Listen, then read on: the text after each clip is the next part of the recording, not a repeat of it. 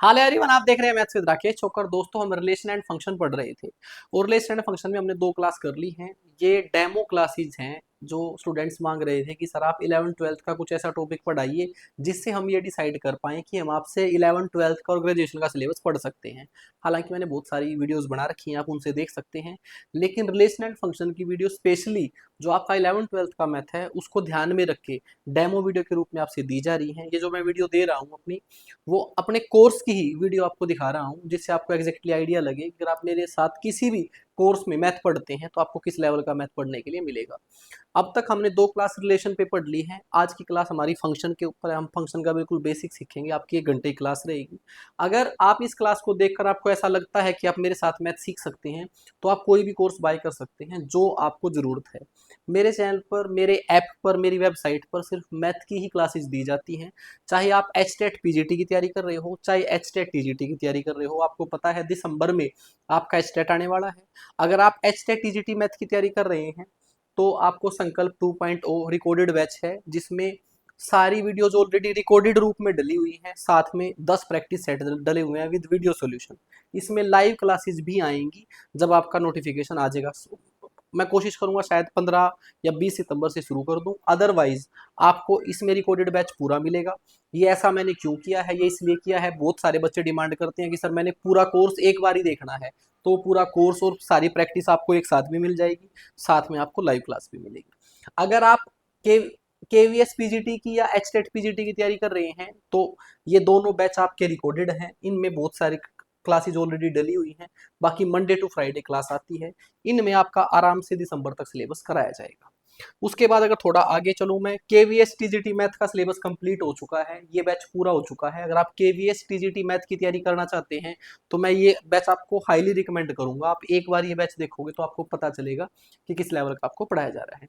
अगर आप HSSC TGT math screening की तैयारी कर रहे हैं, आपने एचटेट दे दिया है, आपने एचटेट क्वालिफाई कर लिया है, अब आप स्क्रीनिंग के लिए तैयारी करना चाहते हैं तो आपका स्क्रीनिंग का मैथ बहुत हल्का नहीं होता। आपसे 9th से लेकर ग्रेजुएशन तक का अच्छा खासा मैथ पूछा जाता है।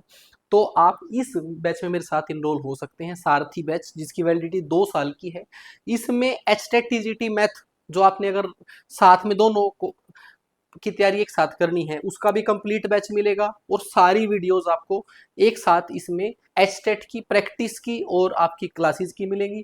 बाकी जो आपका 11th-12th का और ग्रेजुएशन का पार्ट है वो इसमें ऑनगोइंग है, वो चल रहा है, उसके साथ आप कर सकते हैं। मंडे टू फ्राइडे क्लास आती है, रिकॉर्डेड बैच रहेगा, साथ में प्रैक्टिस शीट और क्लास नोट्स आपको मिलते हैं। उसके बाद अगर आप केवीएस एनवीएस ईएमआरएस की तैयारी करना चाहते हैं तो ब्रह्मास्त्र बैच है।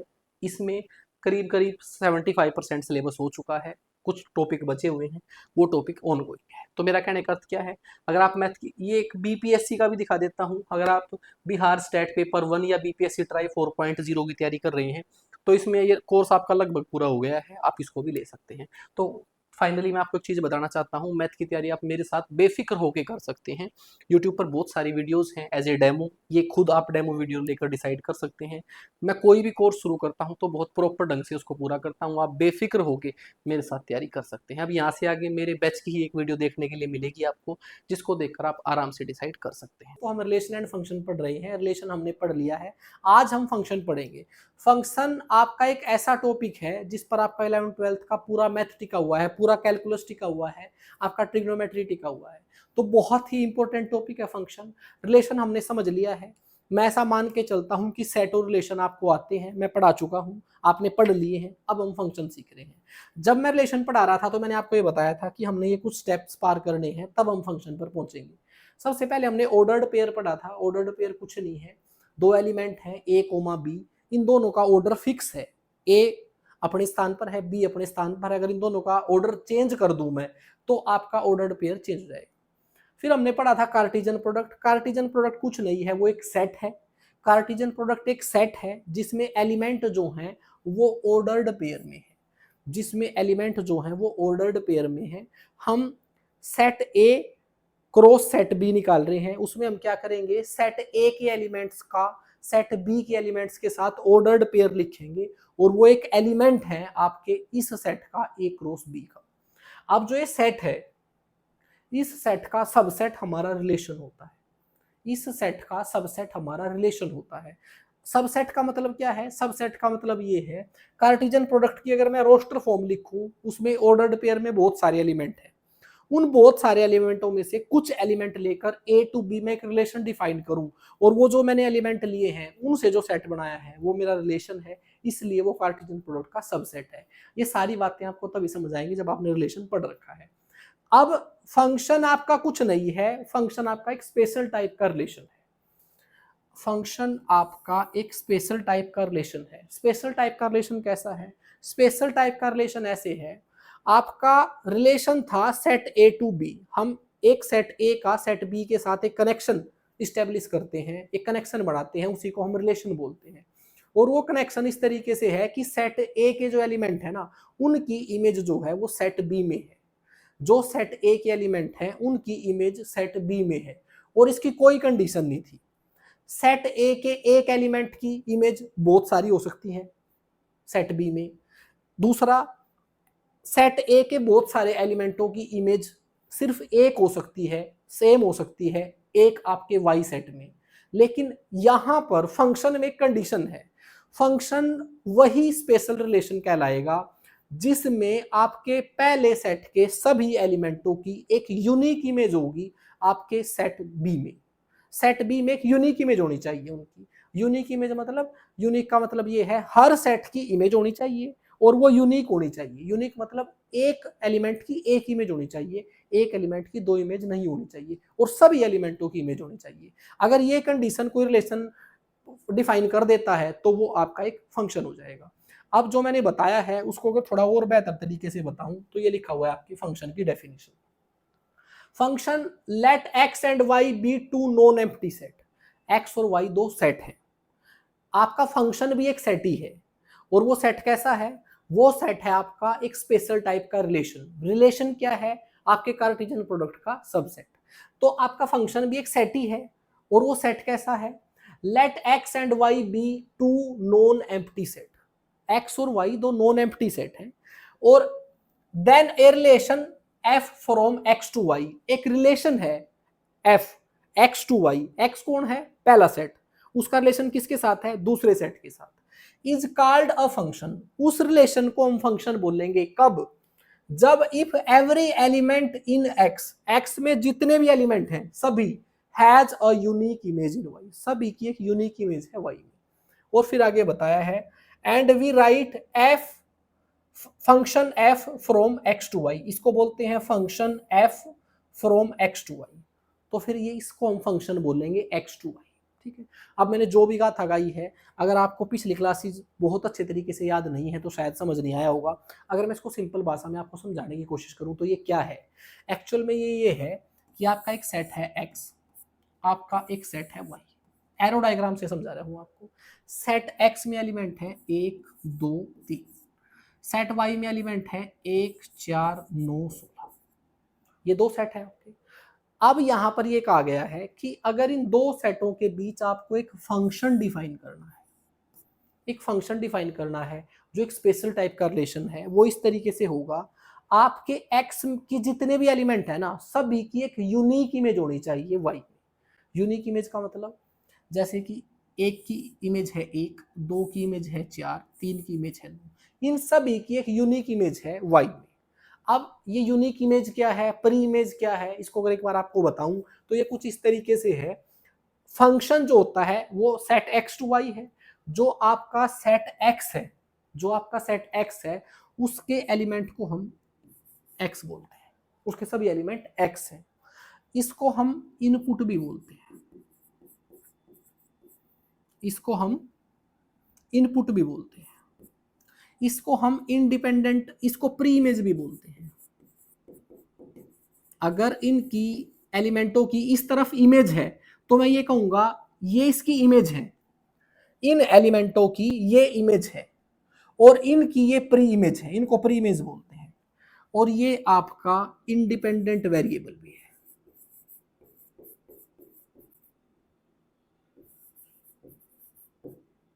अब मैं जो भी बता रहा हूं थोड़ी देर तक आपको समझ नहीं आएगा, 15-20 मिनट में सब कुछ क्लियर हो जाएगा।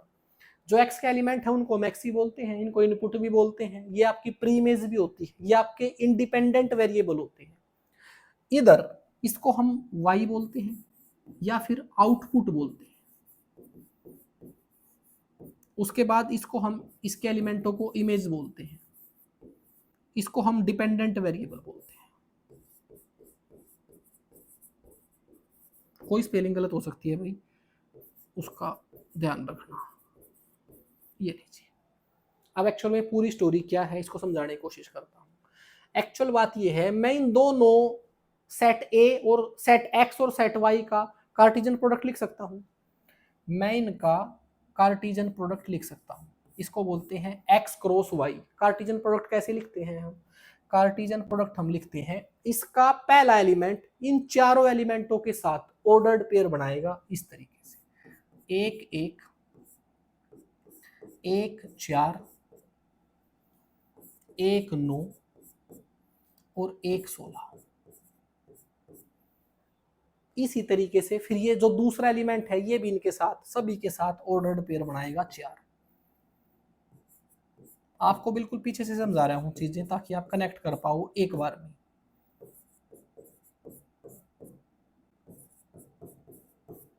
ये था हमारा कार्टेशियन प्रोडक्ट। एक एलिमेंट लिया, इन सभी के साथ ऑर्डर्ड पेयर बनाया, दूसरा एलिमेंट लिया, इसने भी इनके साथ ऑर्डर्ड पेयर बनाया, फिर तीसरे एलिमेंट ने बनाया।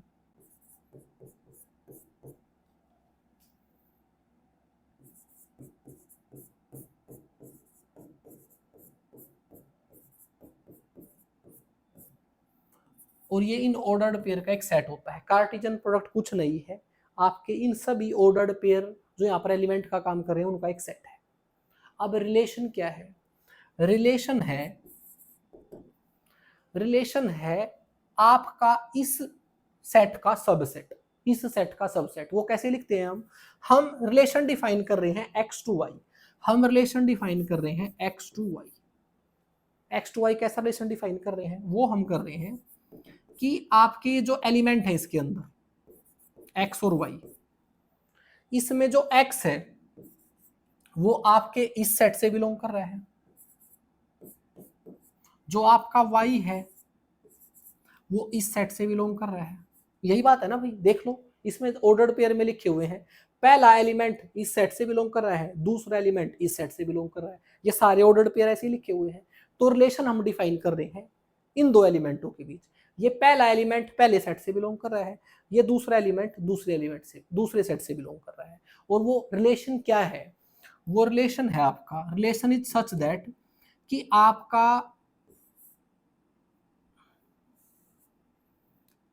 एक्स स्क्वायर जो है वो वाई के बराबर है। ये रिलेशन बताया मैंने। इन दोनों एलिमेंटों के बीच मैंने जो रिलेशन बताया वो क्या है कि एक्स स्क्वायर जो है वो वाई के इक्वल है। कहने का मतलब अब इनमें से मुझे वो ऑर्डर्ड पेयर लेना है जो इस कंडीशन को सेटिस्फाई करेगा, जो इस कंडीशन को सेटिस्फाई करेगा वो आपका इसमें से रिलेशन हो जाएगा, रिलेशन का एक सेट हो जाएगा। अब वो रिलेशन का एक सेट क्या होगा? देखिए, मैंने पहला ऑर्डर्ड पेयर लिया, इसमें ये एक्स है और ये वाई है। भाई एक्स और वाई यहाँ पर क्या डिफाइन कर रहे हैं? एक्स और वाई इन सभी ऑर्डर्ड पेयर को डिफाइन कर रहे हैं। पहला एक्स है, दूसरा वाई है, ये कंडीशन लगनी चाहिए। एक्स एक है, अगर एक्स एक है और मैं एक का स्क्वायर करता हूं तो वाई भी क्या आएगा? वाई भी एक आएगा, वो मुझे यहाँ पर नजर आ रहा है। ये ऑर्डर्ड पेयर इस कंडीशन को सेटिस्फाई कर रहा है, तो ये यहाँ पर इस रिलेशन का एलिमेंट हो गया है। अब मैंने आगे रखा, यहां पर मैंने x की वैल्यू 1 रखी। x की वैल्यू अगर 1 का स्क्वायर करता हूं मैं तो 4 तो नहीं आता, 1 ही आना चाहिए। इसको नहीं मैं ले सकता। क्यों नहीं ले सकता? क्योंकि ये इस कंडीशन को सेटिस्फाई नहीं कर रहा, ये x और y के बीच ये रिलेशन नहीं बना रहा है। फिर मैं आगे गया, इसको ले सकता हूं? नहीं ले सकता। सेम वही बात है, क्या इसका स्क्वायर करने से ये आ रहा है? नहीं आ रहा। मैंने इसको देखा, क्या x का स्क्वायर करने से ये आ रहा है? नहीं आ रहा, इसको भी नहीं ले सकता। फिर मैंने इसको देखा, क्या मैं इसका स्क्वायर करूं ये आ जाएगा? नहीं आएगा। इसका स्क्वायर करूं ये आ जाएगा? ये आ जाएगा, इसको ले लिया। अगर मैं x का स्क्वायर करता हूं, जहां y आ रहा है उसको उठा लिया। फिर आगे चले हम, यहां पर भी नहीं है, यहां पर भी नहीं है, यहां पर भी नहीं है, यहां पर भी नहीं है, यहां दिख रहा है। अगर मैं x का स्क्वायर करूंगा तो y आ जाएगा। अब क्या हुआ? x क्रॉस y हमारा x और y का कार्टेशियन प्रोडक्ट था, उसके ये सारे एलिमेंट थे। फिर मैंने एक रिलेशन डिफाइन करा x टू y का रिलेशन डिफाइन किया। वो रिलेशन क्या था कि इस ऑर्डर्ड पेयर में जितने भी एलिमेंट हैं, पहला एलिमेंट पहले सेट से बिलोंग कर रहा है, दूसरा एलिमेंट दूसरे सेट से बिलोंग कर रहा है। अगर पहले एलिमेंट का मैं स्क्वायर करूं, अगर वो दूसरे एलिमेंट के बराबर आ जाए, सिर्फ उन ही ऑर्डर्ड पेयर को लेना है मैंने, वो आगे ये। अब ये बताइए, ये तीनों एलिमेंट मैंने कहां से लिए हैं? ये तीनों एलिमेंट मैंने इस सेट से लिए। अगर मैंने इस सेट से ये तीन एलिमेंट लेकर एक नया सेट बनाया है, तो इसी सेट को इसका सबसेट कहते हैं। ठीक होगा, इतना हमने पढ़ लिया था। अब मैं ये कहूंगा, अब इसको देखकर, इस रिलेशन को देखकर ये बताइए कि क्या ये एक फंक्शन है? इस रिलेशन को देखकर ये बताइए क्या ये एक फंक्शन है? अब ये फंक्शन कब होगा? ये फंक्शन देखने के लिए मुझे ये देखना पड़ेगा कि इसके अंदर डोमेन क्या है, रेंज क्या है और कोडोमेन क्या है। ये मैंने आपको बताया था पहले। देखिए, सबसे पहले मैं बात करता हूं डोमेन की।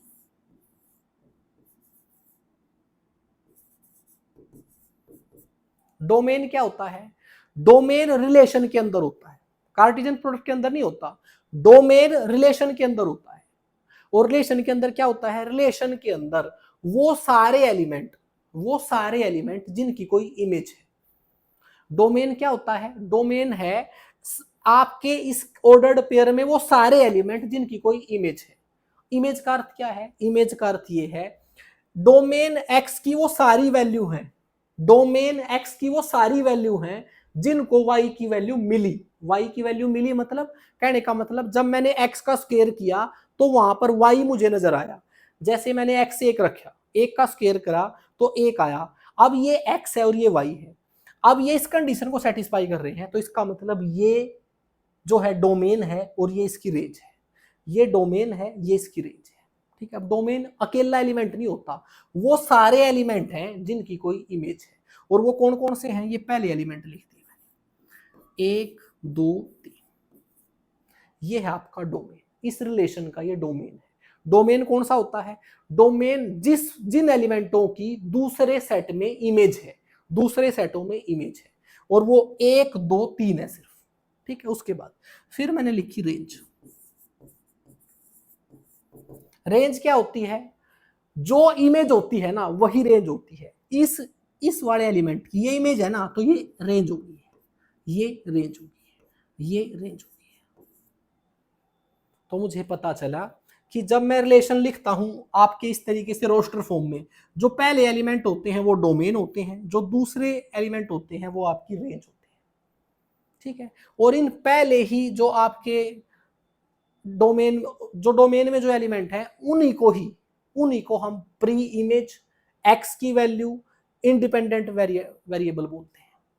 ये जो डोमेन आया है आपका, इसी को ही हम एक्स की वैल्यू, इनपुट, प्री इमेज या इंडिपेंडेंट वेरिएबल बोलते हैं। ठीक है, और जो ये रेंज आई है, इसी को हम आउटपुट, वाई की वैल्यू, इमेज या डिपेंडेंट वेरिएबल बोलते हैं। अब आप ये बताइए, ये रिलेशन जो है फंक्शन है या नहीं? ये फंक्शन है या नहीं, ये इस बात पे डिपेंड करेगा कि आपका डोमेन पहले सेट के बराबर हो जाना चाहिए। आपका डोमेन पहले सेट के बराबर होना चाहिए। पहला सेट क्या था? पहला सेट था ये एक्स सेट था मेरा, और उसमें एलिमेंट थे 1 2 3। अगर डोमेन आपके पहले सेट के बराबर हो जाता है, जितने डोमेन में एलिमेंट हैं उतने ही पहले सेट में एलिमेंट हैं, एक तो ये कंडीशन। दूसरा जो आपका सेट है, जो डोमेन में एलिमेंट है ना, उनकी किसी की भी दो इमेज नहीं होनी चाहिए। दो कंडीशन थी फंक्शन की। पहला, हर एक एलिमेंट की यूनिक इमेज होनी चाहिए। इसका मतलब इस सेट में जितने भी एलिमेंट हैं उन सभी की इमेज है, पहली कंडीशन। दूसरा, इन सभी की एक यूनिक इमेज होनी चाहिए।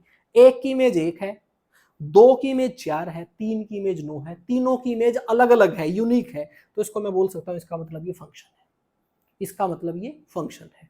अब ये फंक्शन एरो डायग्राम से कैसे समझ आया था मुझे? एरो डायग्राम से मुझे ऐसे समझ आया था, एक्स के सारे एलिमेंट ले लिए, वाई के सारे एलिमेंट ले लिए। अब मैं इस जो है आपका रिलेशन था ना, ये वाला रिलेशन, इसको यहां पर एरो डायग्राम में दिखा रहा हूं। एक की इमेज क्या है? एक की इमेज 1, 2 की इमेज क्या है? 2 की इमेज 4 है, 3 की इमेज क्या है? 9 है।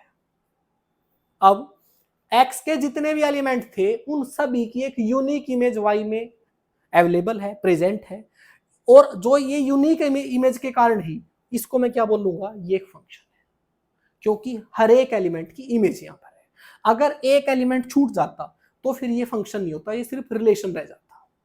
ठीक होगी बात। अब ये मैंने इतने नाम क्यों रखे हैं इसके, इतने नाम इसलिए रखे हैं, आप ध्यान देंगे मैंने बोला कि x जो है ना वो इंडिपेंडेंट वेरिएबल है, वेरिएबल हमने पढ़ रखे हैं, ये आपकी एक इक्वेशन है X square equal to Y, X square equal to Y एक इक्वेशन है आपकी, इसमें दो वेरिएबल हैं, एक एक्स है और एक वाई है, वेरिएबल जिनको हम बोलते हैं चर, जिनकी वैल्यू चेंज होती रहती है। अब मैं कह रहा हूं एक्स तो इंडिपेंडेंट वेरिएबल है और वाई डिपेंडेंट वेरिएबल है। ऐसा मैं क्यों बोल रहा हूं, ऐसा मैं इसलिए बोल रहा हूं, एक्स की जब मैं कोई भी वैल्यू पुट करता हूं तो वाई निकल के आता है, x की वैल्यू मैंने पुट की है, x की वैल्यू मैंने पुट की है, इसलिए यहां पर जो मैं पुट करूंगा वो मेरा इनपुट होगा। जो मैं x की जगह वैल्यू पुट करता हूं वो मेरे इनपुट होते हैं, वो क्या होते हैं, हमारे इनपुट होते हैं। और जैसे ही मैं इस इक्वेशन में x की कोई वैल्यू पुट करूंगा तो वो y की वैल्यू देगा कुछ। जैसे ही मैंने x को 1 रखा तो y आपका 1 आ गया, जैसे मैंने x को 2 रखा तो y 4 आ गया, जैसे ही मैंने इनपुट रखा तो कुछ आउटपुट आया, इसलिए इसको आउटपुट बोलते हैं y की वैल्यू को, और x की वैल्यू को इनपुट बोलते हैं। अब ये इंडिपेंडेंट वेरिएबल और डिपेंडेंट वेरिएबल क्यों है, y की वैल्यू x के ऊपर डिपेंड करती है, x आप कुछ भी रखोगे y की वैल्यू चेंज हो जाएगी, x आप कुछ भी रखोगे, इनपुट आप कुछ भी रखोगे, उसके ऊपर आउटपुट डिपेंड करेगा। अब फंक्शन क्या है, अब आपने पढ़ा होगा कि मोबाइल में फंक्शन होते हैं, पढ़ते हो ना कि मोबाइल के फंक्शंस, ये फंक्शन क्या है, फंक्शन का मतलब ये है आप उसमें कुछ इनपुट दोगे और वो कुछ आउटपुट देगा। जैसे कि आपने एक आइकन पर क्लिक किया, कैमरे पर आपने क्लिक किया, मींस आपने एक इनपुट दिया और वो क्या करेगा, कैमरा चलाएगा, वो आउटपुट आएगा आपका। Got my point.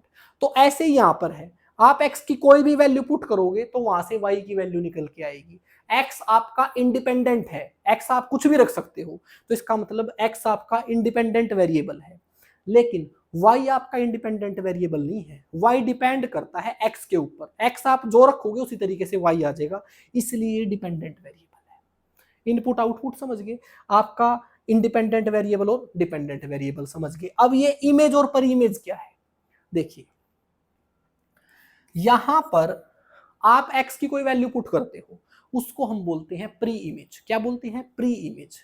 जैसे ही आपने x रखा और कोई वैल्यू निकल के आई, वो उसकी इमेज हो जाएगी, वो उसकी इमेज हो जाएगी। अब मैंने कहा था कि फंक्शन वही होगा जहां पर हर एक एलिमेंट की एक यूनिक इमेज होगी। अब इसका यूनिक इमेज का मतलब क्या है, जो मैंने अभी आपको डेमो दिया मोबाइल वाला, मैंने कहा कि मोबाइल में आप कुछ इनपुट दोगे, आपने कैमरे के आइकन पर क्लिक किया और कैमरा खुल गया। अगर मोबाइल ऐसा करना शुरू कर दे कि आपने कैमरे पर क्लिक किया तो कैमरा भी खुल गया और उसके साथ ही कहीं पर फोन भी मिल गया है, तो आप ऐसे फोन को लेना पसंद करेंगे? भाई आपने एक इनपुट दिया था, आइकन कैमरे पर क्लिक किया था तो कैमरा चलना चाहिए था, लेकिन क्या हुआ, साथ में एक किसी थर्ड पर्सन के पास कॉल भी चली गई, आपने इनपुट 1 डाला, आउटपुट 2 आ गए, ऐसा कोई फंक्शन नहीं हो सकता, ऐसा मोबाइल नहीं लोगे आप फिर। सेम यहां पर मैं कह रहा हूं, अगर मैं किसी इक्वेशन में अगर x की वैल्यू पुट करूं तो y की एक यूनिक वैल्यू आनी चाहिए। ऐसा नहीं हो सकता कि मैं x की वैल्यू पुट करूं और बहुत सारी वैल्यू आ जाए। अगर बहुत सारी वैल्यू आ जाएंगी तो वो फंक्शन नहीं रहेगा, वो फंक्शन तभी रहेगा जब आपने इसमें x की कोई वैल्यू डाली और एक आउटपुट आया।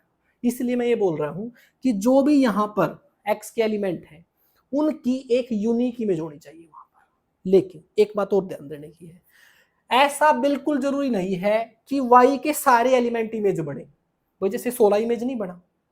ऐसा क्यों है, ऐसा इसलिए है, मैंने बताया आपको, ये जो आपका इधर वाला सेट है ना उसमें तो बहुत सारे एलिमेंट हैं, इधर वाले सेट में तो बहुत सारे एलिमेंट हैं, इन बहुत सारे एलिमेंटों में से आप जो मांगोगे वो दे देगा वो। आपने 2 डाला तो 4 निकल के आ गया, आपने 3 डाला तो 9 निकल के आ गया, अब यहां पर 16 को बाहर लेके आने के लिए आपके पास कोई वैल्यू नहीं है तो नहीं है, कोई बात नहीं।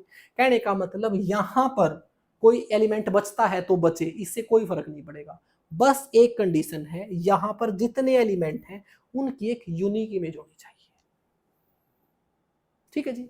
अब ये जो बार बार मैं बोल रहा हूं कि इनकी एक यूनिक इमेज होनी चाहिए, इनकी एक यूनिक इमेज होनी चाहिए, इसका अर्थ क्या है? यूनिक इमेज होने का मतलब ये है कि ऐसा हो सकता है कि एक की भी इमेज एक हो और दो की इमेज भी एक हो। कैसा हो सकता है? कि एक की इमेज भी एक हो और दो की इमेज भी एक हो, ऐसा हो सकता है। लेकिन एक की दो इमेज नहीं होनी चाहिए। ये कैसे बोल रहा हूं मैं ये बोल रहा हूं ऐसा, इसमें कोई कष्ट नहीं है। आपने एक डाला तो भी एक आ गया और दो डाला तो भी एक आ गया, उसमें कोई दिक्कत नहीं है। आपने दो इनपुट डाले, उन दोनों का सेम आउटपुट आ रहा है, ऐसा हो सकता है, उसमें कोई कष्ट नहीं है। आपने एक इनपुट डाला तो भी वही आउटपुट आया, दूसरा इनपुट डाला तो भी वही आउटपुट आया, उसमें कोई खतरा नहीं है। बस ऐसा नहीं होना चाहिए कि आप एक इनपुट डालो और दो आउटपुट आ जाए। मुझे ऐसा लगता है मैंने पूरा जोर लगा दिया है फंक्शन को समझाने में। अब तक आपको फंक्शन समझ आ गया होगा। अगर नहीं आया है तो क्वेश्चन के थ्रू सारी चीजें समझाता हूं ताकि आप ज्यादा रिलेट कर पाए। देखिए, let X is a set and Y एक सेट है आपका। डिफाइन अ रिलेशन, एक रिलेशन डिफाइन करना है आपने फ्रॉम एक्स टू वाई आपने एक रिलेशन डिफाइन करना है। और वो रिलेशन क्या है ये आपके सामने लिखा हुआ है। क्या है? एक्स और वाई एक ऑर्डर, एक आपका एलिमेंट है ऑर्डर्ड पेयर में। एक्स आपका पहले सेट से बिलोंग करना चाहिए, वाई आपका दूसरे सेट से बिलोंग करना चाहिए। अब वो कंडीशन क्या है, वो रिलेशन क्या है? Y equal to 2x plus 3 होना चाहिए। Y equal to 2x plus 3 होना चाहिए। अब फिर क्या कह रहा है? Write F in roster form, ये जो रिलेशन है इसको रोस्टर फॉर्म में लिखो। फिर आगे बोल रहा है इसकी डोमेन और रेंज बताओ। और फिर आगे कह रहा है कि शो दैट की एफ इज अ फंक्शन। अब ये बताओ कि ये फंक्शन है, जो आपने रिलेशन डिफाइन किया है ये फंक्शन है, ये भी प्रूफ करो। इसमें सारी चीजें समझ आ जाएंगी आपको। सबसे पहले मैं इसकी रोस्टर फॉर्म लिख रहा हूं। रोस्टर फॉर्म लिखने का तरीका क्या होता है? मैंने बताया था आपका ये पहला सेट है, ये दूसरा सेट है। इस सेट के जितने भी एलिमेंट हैं उनको हम एक्स बोलते हैं, इसके सभी एलिमेंटों को हम वाई बोलते हैं। ये इनपुट है और ये आउटपुट है। कहने का मतलब मैं यहां से इस इक्वेशन में इनपुट डाल लूंगा और वो आउटपुट यहां से आएगा। ऐसा होना चाहिए। चलिए रखते हैं। मैंने इनपुट रखा दो। अपनी मर्जी से इनपुट नहीं रख सकता मैं, जो इस सेट में अवेलेबल है वही रखने हैं। तो मैंने यहां से दो रखा। जैसे ही मैंने एक्स को दो रखा तो दो दूनी चार और तीन सात, आउटपुट निकल के आया मेरा सात। मैं देखूंगा क्या इस सेट में सात अवेलेबल है? इसमें सात अवेलेबल है। तो मैं ऐसा बोलूंगा कि इस एलिमेंट के पहले सेट की एक यूनिक इमेज मिल गई है मुझे सात। फिर अब मैं इस इक्वेशन में दूसरा इनपुट डालूंगा तीन। तीन दूना छह, छह और तीन नौ। जैसे ही मैंने तीन डाला तो उसकी इमेज निकल के आई नौ।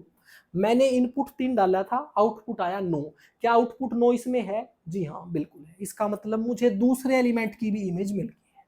फिर आगे, फिर अब मैं रखूंगा यहां तीसरा एलिमेंट चार। चार दूनी आठ, चार दूनी आठ और तीन 11। मैंने जैसे ही चार इनपुट डाला तो आउटपुट 11 आया और 11 इसमें एलिमेंट है मेरा। अब फिर मैं अगला एलिमेंट रखूंगा पांच। तो मैंने पांच रखा, पांच दूनी 10 और तीन 13। ये लीजिए, पहले मैंने एक रिलेशन डिफाइन कर दिया एक्स टू वाई जो इस कंडीशन को सेटिस्फाई करता है। उसके बाद ये कौन सी फॉर्म लिखी है मैंने? ये रोस्टर फॉर्म लिखी है। एक्चुअल में ये कैसे आया होगा? पहले कार्टिजन प्रोडक्ट किया हमने इन दोनों का। कार्टिजन प्रोडक्ट में ये सारे एलिमेंट और बाकी एलिमेंट थे, लेकिन मैंने वही एलिमेंट लेने थे। एक्स टू वाई मैंने वही रिलेशन डिफाइन करना है जो यहां दिया हुआ है, और वो सिर्फ इन चार चार एलिमेंटों में दिया हुआ है। अब आगे कह रहा है कि फाइंड डोमेन और रेंज। अब डोमेन और रेंज निकाल लो। डोमेन और रेंज निकालना कोई बड़ी बात नहीं है। जो आपने रिलेशन निकाला है उसमें पहले वाले एलिमेंट जो आपके इनपुट हैं उसी को हम डोमेन बोलते हैं।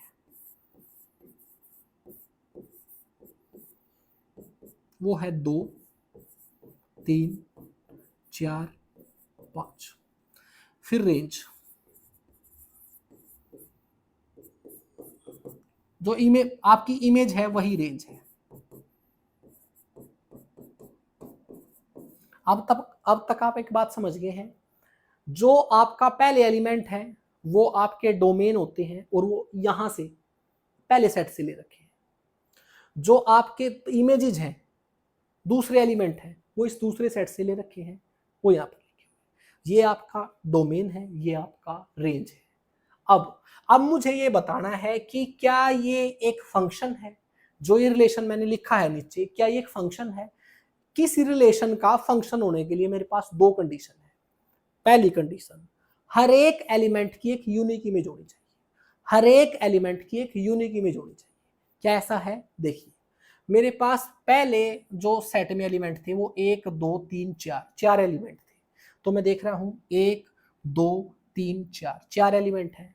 चारों एलिमेंटों की इमेज है। पहले मुझे पता चला कि इन चारों के चारों एलिमेंटों की इमेज है। एक कंडीशन सेटिस्फाई होगी। दूसरी कंडीशन, वो एक यूनिक इमेज होनी चाहिए। यूनिक का मतलब क्या है? सबकी इमेज अलग अलग होनी चाहिए। 2 की 7 है, 3 की 9 है, 4 की 11 है, 5 की 13 है। सबकी एक यूनिक इमेज है। अगर सबकी एक यूनिक इमेज है, किसी भी एक एलिमेंट की दो सेम इमेज नहीं है, तो मैं कहूंगा ये आपका रिलेशन जो है एक फंक्शन है। ठीक है, इसको और बेहतर तरीके से समझने के लिए एक बार एरो डायग्राम बनाते हैं। पहले सेट के एलिमेंट है 2 3 4 5, दूसरे सेट के हैं 7 9 11 13 15 17।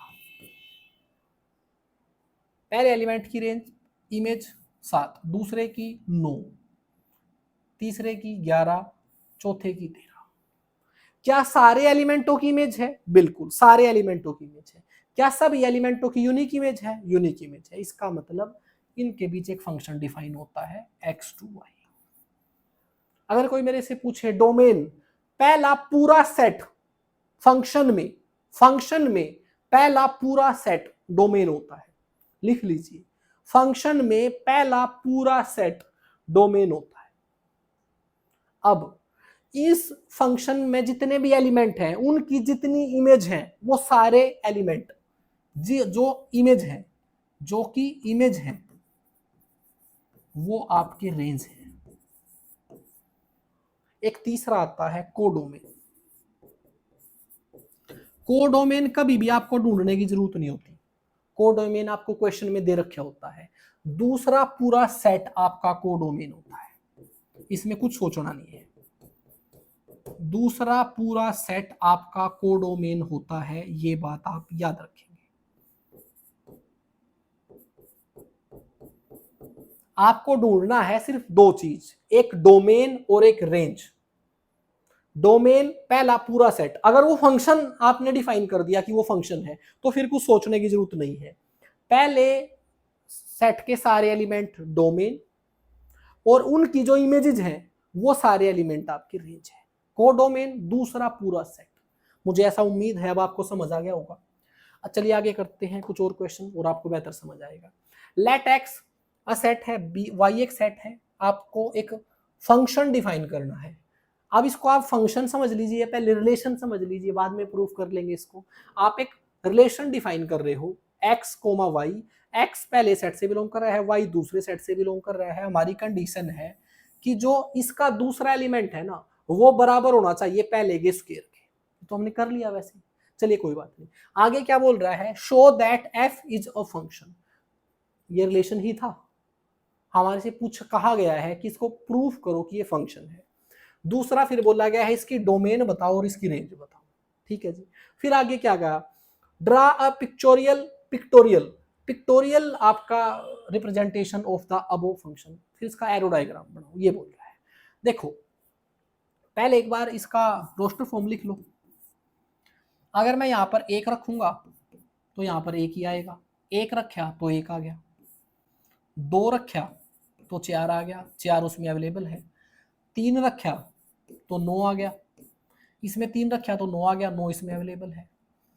4 रखा तो 16 आ गया, 16 इसमें अवेलेबल है। ये लीजिए, आपके पहले सेट में जितने भी आपके एलिमेंट थे सभी की इमेज है और सभी की यूनिक इमेज है। इसका मतलब ये फंक्शन है। तो अगर ये फंक्शन है तो ये पूरा सेट आपका डोमेन है। Domain of function F 1 2 3 4। Range range of function क्या हो जाएगी, जो इमेजेस है वो 1, 4, 9, 16। ये लीजिए। अगर एरो डायग्राम बनाना है, एरो डायग्राम बना लो।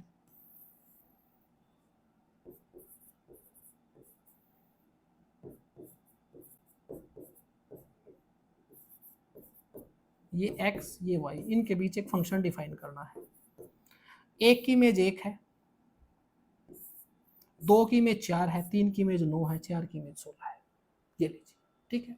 अब मुझे ऐसा लगता है फंक्शन आपको समझ आ गया। मैं कुछ एरो डायग्राम बनाता हूं, उससे आपको पहचानना है कि इनमें से कौन सा फंक्शन है, कौन सा फंक्शन नहीं है।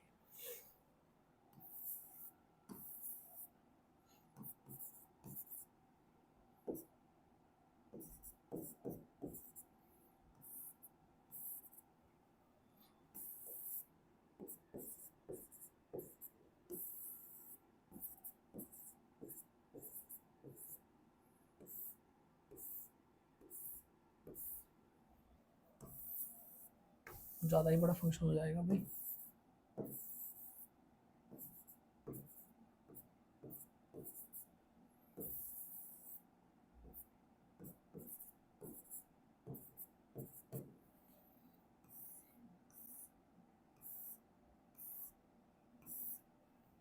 ये लीजिए, मैंने आपके सामने 3 एरो डायग्राम बनाए हैं। ये x है, ये y है, ये x है, ये y है, ये x है, ये y है। इनके बीच एक रिलेशन डिफाइन किया है। अब आपको बताना है इनमें से कौन सा फंक्शन है, सिर्फ एरो डायग्राम देख कर ही बताना है। सबसे पहले क्या, पहला फंक्शन है, दो कंडीशन। क्या सभी एलिमेंटों की यूनिक इमेज है, यहीं पर फेल हो गया। ये इस एलिमेंट की यूनिक इमेज नहीं है, इमेज ही नहीं है, तो इसका मतलब ये हमारा फंक्शन नहीं है। इस पर गए, क्या सभी एलिमेंटों की इमेज है, सभी एलिमेंटों की इमेज तो है, सभी एलिमेंटों की इमेज तो है। क्या सभी एलिमेंटों की यूनिक इमेज है, यूनिक इमेज का अर्थ क्या है, मेरे पास एक एलिमेंट है 1, इसकी एक ही इमेज होनी चाहिए, वो है ए, ठीक है जी। मेरे पास दूसरा एलिमेंट है 2, उसकी एक ही इमेज होनी चाहिए, वो है ए। एक तीसरा एलिमेंट है 3, उसकी इमेज है बी, और एक चौथा एलिमेंट है, उसकी इमेज है सी। अब ये आपका फंक्शन है, इसमें दोनों कंडीशन सेटिस्फाई हो रही है। पहली कंडीशन, चारों एलिमेंटों की इमेज है, चारों एलिमेंटों की यूनिक इमेज है। यूनिक इमेज, आप ये मत सोचना कि दो एलिमेंटों की एक इमेज होगी है, ऐसा कैसे हो सकता है, ऐसा हो सकता है। मुझे इस बात से मतलब है, एक की दो इमेज तो नहीं है ना, एक की यूनिक इमेज है, एक की एक यूनिक इमेज है, दो की भी एक ही, ये भी एक यूनिक इमेज ही हुई ना। दिक्कत तब होती जब किसी एक एलिमेंट की दो इमेज होती, ठीक है। तो इसको हम बोलते हैं कन्वर्जन, आपको अलाउड है, इसको बोलते हैं कन्वर्जन। दो एलिमेंटों की एक इमेज हो सकती है, उससे कोई दिक्कत नहीं है। अब मैं यहां देखता हूं, जितने एलिमेंट है सभी की आपकी इमेज है, बिल्कुल ठीक बात है। लेकिन एक कष्ट है, एक एलिमेंट की दो इमेज है, ऐसा पॉसिबल नहीं है। मैं एक इनपुट डालूं, दो आउटपुट आ जाए, ऐसा फंक्शन हमें नहीं चाहिए, ये हमारा फंक्शन नहीं है, ठीक है जी। बात आपको समझ आ गई होगी। बस आप ध्यान रखेंगे, एक इधर फंक्शन, एक इधर फंक्शन है, इसमें जितने भी एलिमेंट हैं, इस सेट में जितने भी एलिमेंट हैं, सभी की इमेज होनी चाहिए। और सभी की इमेज अगर ऐसी है,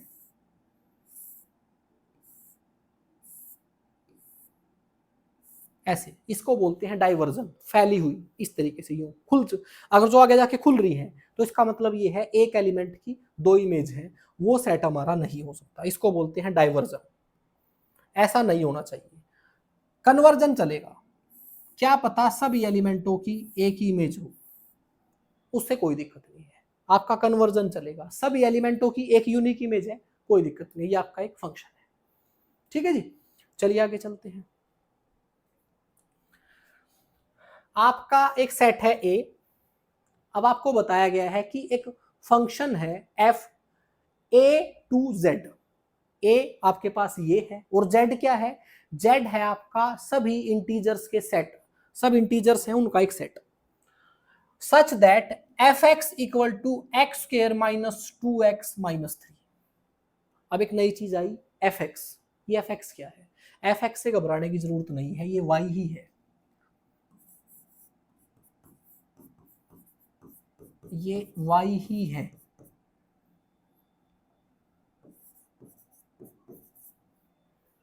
वो ये कह रहा है कि एक फंक्शन है a टू z, एक function f from a to z। a हमारे पास सेट है, z आपका इंटीजर्स का सेट है, सभी सेट ऑफ ऑल इंटीजर्स।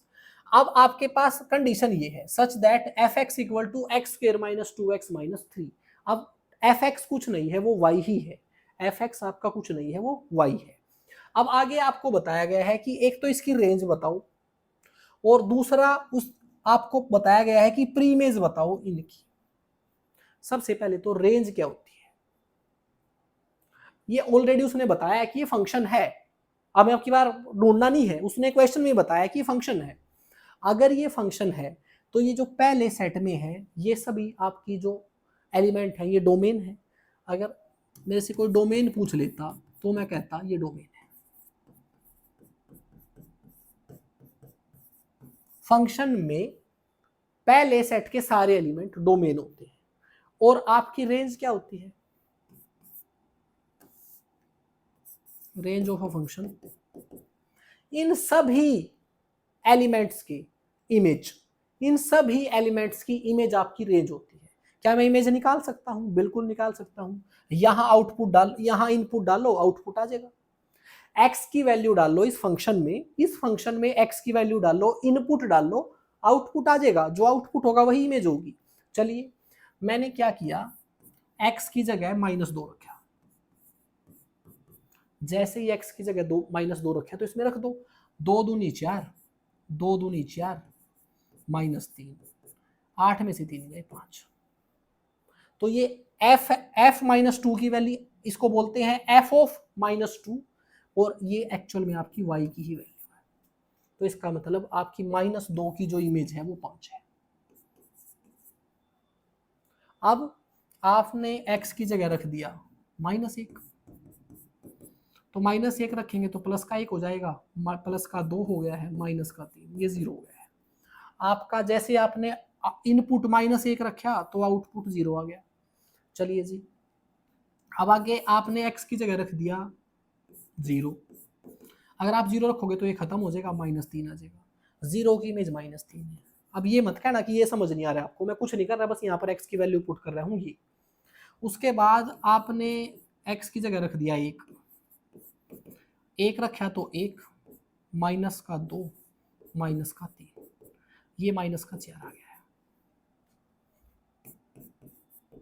फिर 2 रख दिया है x की जगह, तो 2 दूनी 4, 2 दूनी 4, -3, तो ये -3 आ गया है।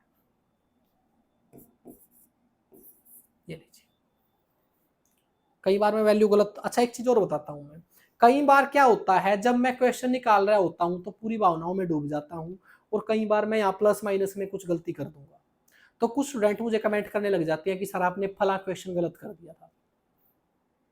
तरीका समझिए, ऐसी ह्यूमन एरर हो जाते हैं, उनको इग्नोर करें। जो मैं तरीका समझा रहा हूं उस तरीके को समझना है। आपका कैलकुलेशन में एरर कहीं भी हो सकता है, उसको जस्ट इग्नोर करें। वो आपको कई बार नजर आ जाएगा कि मैंने गलत कर दिया, उसको समझ लें, आप अपनी जगह ठीक कर लें उसको बस। तो अब मैंने डोमेन खुद ही निकाल दिया क्योंकि फंक्शन था, पहले सेट के सारे एलिमेंट डोमेन होते हैं। मैंने रेंज निकाल दी, इनकी सभी की इमेज निकाल दी। अब वो कह रहा है प्री इमेज निकाल लो इनकी। प्री इमेज क्या होती है, प्री इमेज का मतलब ये है ये दूसरे सेट के एलिमेंट है, ये दूसरे सेट के एलिमेंट है, इनकी प्री इमेज निकालनी है। एक्चुअल में ये इमेज है, इमेज की ही तो प्री इमेज निकालते हैं, और इमेज तो हमारे y की वैल्यू होते हैं, आउटपुट होते हैं हमारे। तो अब की बार वो उल्टा कह रहा है, वो ये कह रहा है मेरे पास एफ एक्स की वैल्यू है, y की वैल्यू है, x की वैल्यू निकालनी, आउटपुट की वैल्यू है, इनपुट की निकाल लो, ये बोल रहा है। चलिए निकालते हैं। मेरे पास था F X equal to X square minus 2x minus 3।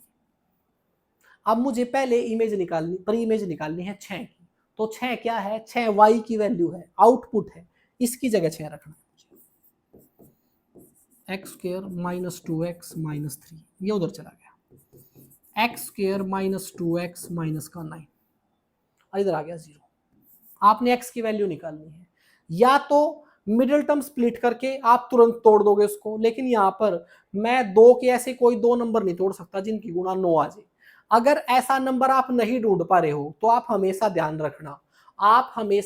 रखना, एक्चुअल में 6 की प्री इमेज अवेलेबल नहीं है। ऐसा हो सकता है ना कि हमारा एक सेट है, एक हमारा दूसरा सेट है, इसमें यहाँ पर 6 है, इसकी प्री इमेज ना हो, यहाँ ऐसा पॉसिबल है ना? भाई जरूरी तो नहीं है वाई में जितने भी एलिमेंट है सभी की प्री इमेज हो।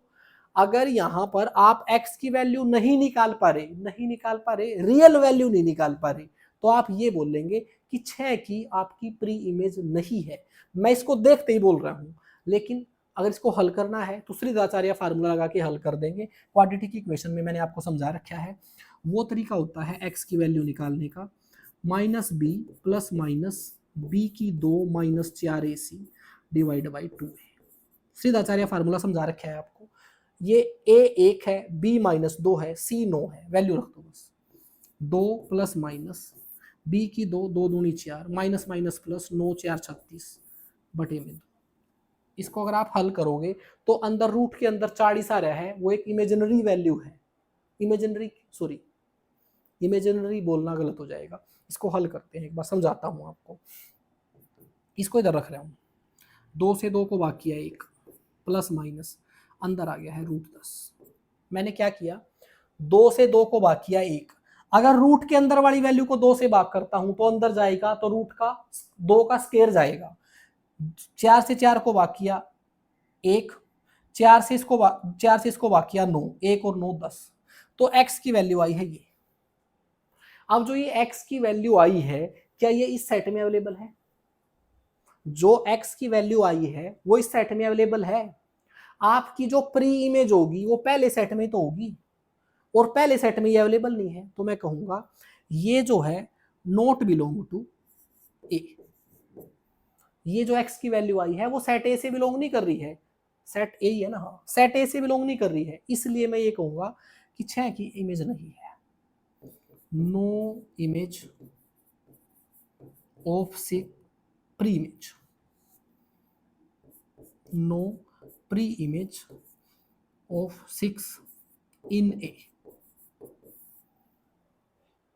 आपकी 6 की कोई प्री इमेज नहीं है, क्योंकि यहां से जो x की वैल्यू आई वो यहां पर अवेलेबल नहीं है। चलिए दूसरा निकालते हैं, जगह की कमी होगी है तो आगे चलते हैं। एफ ऑफ एक्स फंक्शन था मेरे पास, X square minus 2x minus 3। अब की बार प्री इमेज निकालनी है हमने, एक तो -3 की और एक 5 की। पहले एफ एक्स की जगह -3 रखा, ये उधर चला गया, ये उधर गया प्लस का, तो माइनस के 3 से प्लस का 3 कट गया है, यहां से एक्स कॉमन ले लिया। एक बार एक्स को 0 के बराबर किया, एक बार x माइनस 2 को 0 के बराबर किया। अब x की 2 वैल्यू आ गई, एक 0 और एक 2। क्या ये दोनों वैल्यू सेट ए में है? 0 और 2 दोनों है, तो मैं कहूंगा कि आपका 0 और 2 दोनों ही बिलोंग करते हैं सेट ए से। तो इसका मतलब प्री इमेज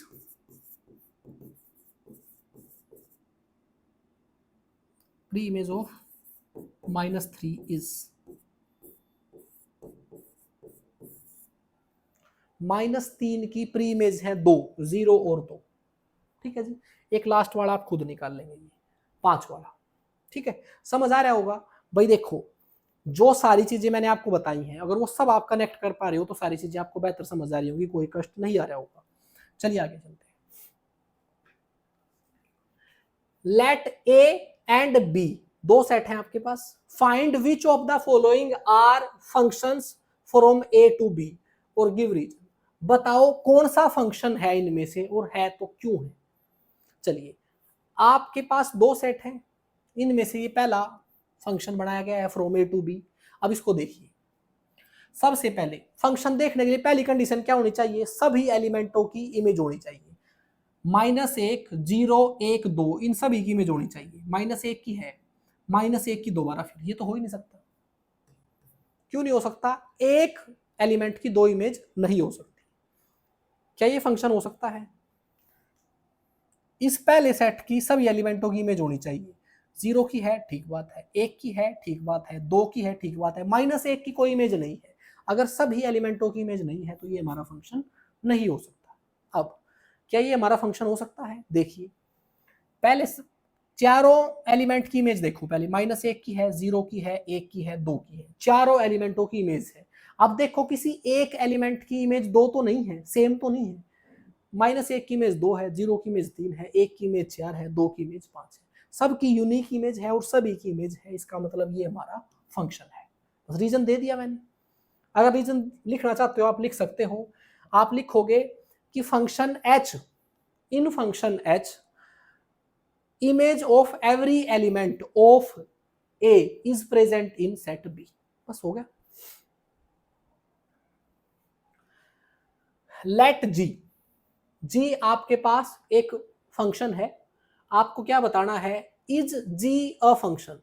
g एक फंक्शन है, ये प्रूफ करना है। फिर आगे बताया गया है if yes find its domain and range. अगर ये फंक्शन है तो इसकी डोमेन और रेंज बताओ। और फिर आगे कहा गया है इफ नो तो गिव रीजन, अगर नहीं है तो रीजन दो। चलिए जी देखते हैं। यहां पर सबसे पहले आपको ये चीज नजर आनी चाहिए कि हमारे पास कोई सेट नहीं है। कोई हमारे पास सेट नहीं है जिनको देखकर मैं ये बताऊं कि इस सेट के सारे एलिमेंटों की इमेज है या नहीं। यहां पर आपने ये मान के चलना है कि जो मेरे पास एलिमेंट हैं वो पहले सेट में उतने ही एलिमेंट थे। उस बात पर कोई बहस नहीं करनी कि सभी एलिमेंटों की इमेज है या नहीं। बस आपने देखना है जितने एलिमेंट मुझे इसमें नजर आ रहे हैं इनकी बस यूनिक इमेज होनी चाहिए और कुछ नहीं देखना। 1 की इमेज 2 है, ठीक है जी। 2 की इमेज 5 है, ठीक है। 3 की इमेज 8 है, 4 की इमेज 10 है, 5 की इमेज 12 है, 6 की इमेज 12 है। अब यहां पर मुझे एक चीज पता चली, 2 एलिमेंटों की एक इमेज हो सकती है। 2 एलिमेंटों की एक इमेज हो सकती है, एक एलिमेंट की 2 इमेज नहीं हो सकती। इसका मतलब ये एक फंक्शन है जो मैंने बताया। अगर आपको कंफ्यूजन हो रहा है तो इस तरीके से 2 सेट बना लो। पहले सेट के एलिमेंट, पहले वाला एलिमेंट उठा लो, 1 2 3 4 5 6, ये सेट ए है। एक सेट बी बना लो, 2 5 8 10 12, ये लीजिए, ये है। मैंने आपको बताया था कि इस सेट के सभी एलिमेंटों की इमेज होनी चाहिए।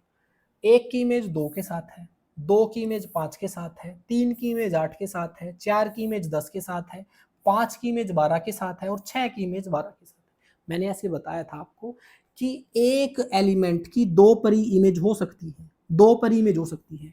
बस एक एलिमेंट की 2 इमेज नहीं होनी चाहिए, परी इमेज हो सकती है। मैंने बताया था कन्वर्जन अलाउड है, डाइवर्जन अलाउड नहीं है। इसका मतलब ये हमारा एक फंक्शन है। अब इसका डोमेन, पहले सेट के सारे एलिमेंट हमारे डोमेन होते हैं। रेंज, जिनकी इमेज है। अब सारे एलिमेंटों की इमेज है या फिर सारे एलिमेंट ही इमेज है हमारे, तो इधर वाला जो हमारा सेट है वो रेंज है और ये जो इधर वाला सेट है ये हमारा डोमेन है।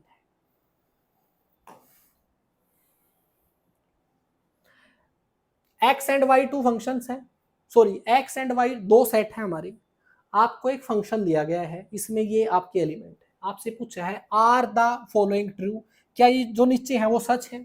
पहले F is a relation from X to Y, क्या ये एफ है, ये एक रिलेशन है? अगर आपको रिलेशन प्रूफ करना है तो कैसे प्रूफ करना है?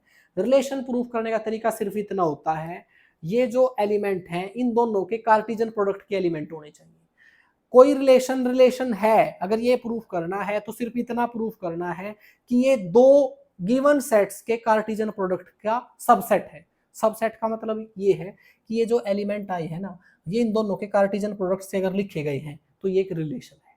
चलिए प्रूफ करते हैं। इसका एक एलिमेंट लिया, इसका 5 ले लिया, ऑर्डर पेयर बना, बिल्कुल सही है। ये यहां से बिलोंग, देखो बस आपने ये चेक करना है, ये यहां से बिलोंग कर रहा है, ये यहां से बिलोंग कर रहा है, ठीक है।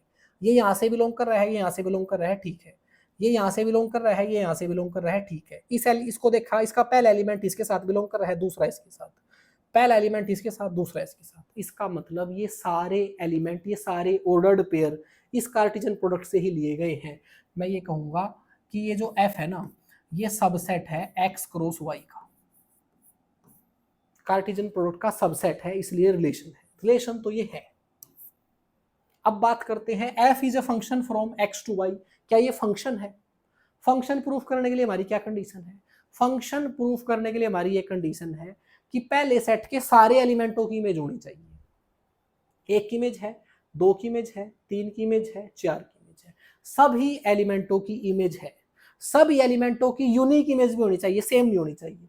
एक की 5 है, दो की 9 है, तीन की 1 है, चार की 5 है, सभी की इमेज अलग अलग है। एक कष्ट हो गया, बस क्या कष्ट हो गया? यहां पर दो की इमेज 9 है, दो की इमेज 11 है, दो एलिमेंटों की, एक एलिमेंटों की दो अलग अलग इमेज आ गई है। एक बार दो की इमेज 9 है, एक बार दो की इमेज 11 है। अगर एक एलिमेंट की दो इमेज है तो वो हमारा फंक्शन नहीं हो सकता। प्रूफ करने के लिए एरो डायग्राम बना लो एक बार। इस सेट में एलिमेंट है 1 2 3 4, इसमें है 1 5 9 11 15 16। ये सेट है x, ये सेट है y, ये एक रिलेशन है। रिलेशन तो है, फंक्शन अब देखेंगे है नहीं। एक की इमेज 5 है, ठीक है जी,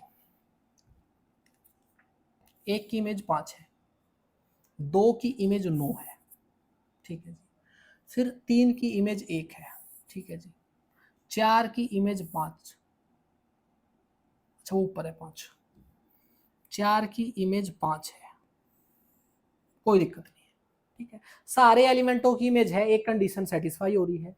सभी एलिमेंटों की इमेज यूनिक होनी चाहिए, वो नहीं है। एक ऐसा एलिमेंट है जिसकी इमेज 9 भी है और आगे 11 भी है। दो की इमेज 9 भी है, दो की इमेज 11 भी है, एक एलिमेंट की दो इमेज है, तो ये हमारा फंक्शन नहीं हो सकता। अब टाइम कितना हो गया है भाई? 53 मिनट हो गई है। चलिए एक क्वेश्चन और कर लेते हैं। देखिए, एक सेट है A, एक सेट है B। Let f x, y such that x belongs to set A, y belongs to set B and y equal to 2x plus 3। अब ये आपके सामने, आप इसको एक फंक्शन समझ लीजिए, आप इसको एक रिलेशन समझ लीजिए। आपसे वो क्वेश्चन में पूछ लेगा अपने आप ही। रिलेशन लिखा जाएगा तो भी ऐसे ही लिखा जाएगा, और फंक्शन लिखा जाएगा तो भी ऐसे ही लिखा जाएगा। अब वो ये कह रहा है write f as a set of ordered pair. इस f का, ये चाहे रिलेशन है चाहे ये फंक्शन है, इसका ऑर्डर्ड पेयर लिखो, इसकी रोस्टर फॉर्म लिखो। आइए लिखते हैं। Show that f is a function. इसका मतलब इसको फिर प्रूफ भी करना है कि रिलेशन फंक्शन है या नहीं। रिलेशन तो है ही है ये, इसको फंक्शन भी प्रूफ करना है। चलिए पहले इसकी एक बार रोस्टर फॉर्म लिख लेते हैं। सबसे पहले इनपुट लगाओ, आउटपुट आ जाएगा। अब मैंने बताया था इसको आप ऐसे समझ लो, अगर ये ऐसे भी लिखा होता तो कोई घबराने की जरूरत नहीं थी। एफ एक्स की वैल्यू ही वाई होती है। इनपुट होता है एक्स की वैल्यू, आउटपुट होता है वाई की वैल्यू। इनपुट रखा 0 तो वाई 3 आ गया। इनपुट रखा 1 तो वाई 5 आ गया। इनपुट रखा 2 तो ये 7 आ गया। मैंने ठीक किया या गलत किया एक बार चेक कर लूं। 0 रखा 3 आ गया वाई की वैल्यू, 1 रखा वाई की वैल्यू 5 आ गया, 2 रखा तो वाई की वैल्यू 7 आ गया। ये लीजिए, ये मैंने लिख दी इसकी roster form. Ordered pair form भी इसको ऐसे ही बोलते हैं। अब ये बात प्रूफ करनी है क्या ये फंक्शन है या नहीं। फंक्शन है या नहीं उसके लिए मैं ये देखूंगा सेट ए के जितने एलिमेंट है सभी की इमेज है, सभी की इमेज है। क्या सभी की यूनिक इमेज है? सबकी यूनिक इमेज है, इसका मतलब ये फंक्शन है। फिर ये बोल रहा है कि इसकी डोमेन और रेंज लिखो। डोमेन कुछ नहीं होता, या तो पहले वाले सारे एलिमेंट लिख लो या फिर सेट ए के सारे एलिमेंट लिख दो, एक ही बात है। ये इस फंक्शन की डोमेन है, domain of function F. Range of function F, range क्या होती है? जो इमेज है वही रेंज है, 3 5 7। ये लीजिए, ठीक है जी। चलिए F X equal to X cube. आप एफ एक्स को बोलना मत, इसको आप वाई बोल सकते हैं। ऐसे दे रखा है और आपसे बोला है find the value of this, इसकी वैल्यू निकाल लो। आपको देखने से लग रहा होगा पता नहीं क्या पूछ लिया आपसे, कुछ भी नहीं है। वो ये कह रहा है कि एफ ऑफ 5 निकाल लो। एफ ऑफ 5 मतलब ये है, अगर मैं एक्स की जगह 5 रख दूं उसकी वैल्यू क्या आएगी यहाँ रखो, एफ ऑफ 1 निकाल लो, इसमें से ये घटाओ और नीचे है 5 माइनस 1, तो आपने पहले क्या करना पड़ेगा, एफ ऑफ 5 निकालना पड़ेगा। एफ ऑफ 5 का मतलब क्या है, जहां पर x है वहां पर आपने 5 रख दिया, तो यहां पर भी 5 रख दो।